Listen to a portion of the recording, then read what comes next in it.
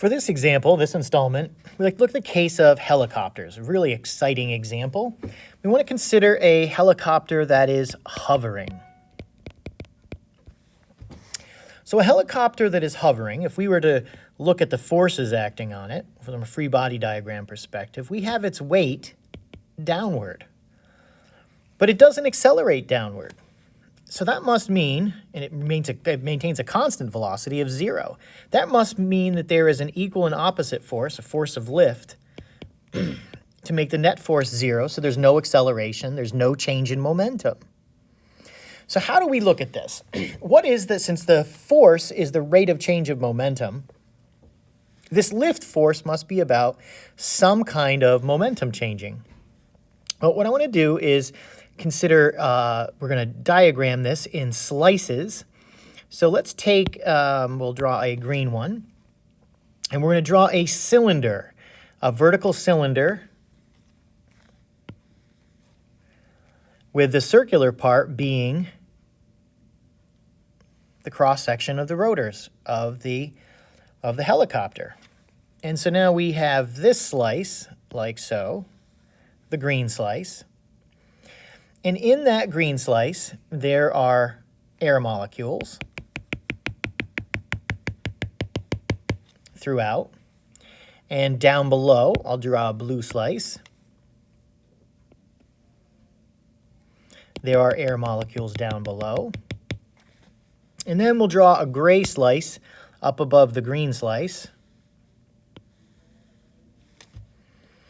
And another gray slice down below the blue slice.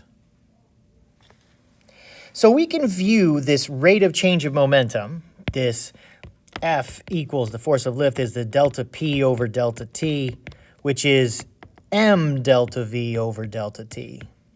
So the mass we were talking about is the mass of the air. So we can then, if we look at each one of these slices, we have slice A, we have slice B, slice C, and slice D. The green slice A, there is a mass of air in that little cylindrical slice that we've taken. And so the rate of change of momentum is about taking that mass of air and moving it down to slice C.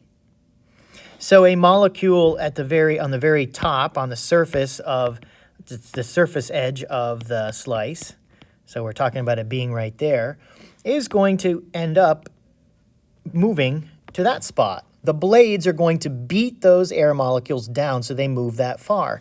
Now, whether it's one on the surface or one underneath moving to further down, they are basically going to move the approximately same distance in the same amount of time. So if we take the initial velocity to be 0 of those particles, they are being accelerated to some final v down here, down in the second slice. So that results in a delta v. There is a change in velocity of those air molecules. There is a mass of the air molecules. And that change in velocity occurs over a certain period of time. And that then is the force, the rate of change of momentum of those air molecules in each of those slices moving. So what's kind of interesting then is the helicopter beats the air down, and what happens in slice D is the air molecule, the density of the air goes up because there were already air molecules there. And so the particles that were in C are being forced down into D and A being forced into C, and so we get increasing density. And the symbol for density is rho, like so. And what that ends up producing is it ends up producing a pressure that pushes the air down and to the left and to the right all the way around. It also then creates this downward force like so, pulling the air in.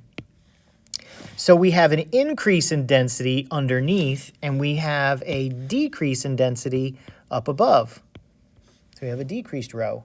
But basically, this whole idea about a helicopter, its lift force, and forces are the rate of change of momentum. There is a rate of change of momentum involved. It's the rate of change of momentum of the air molecules being moved by that helicopter.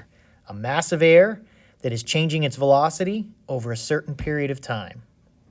And that's how helicopters work as it relates to momentum. In our next installment, we are going to look at moving carts and conveyor belts in 7.3.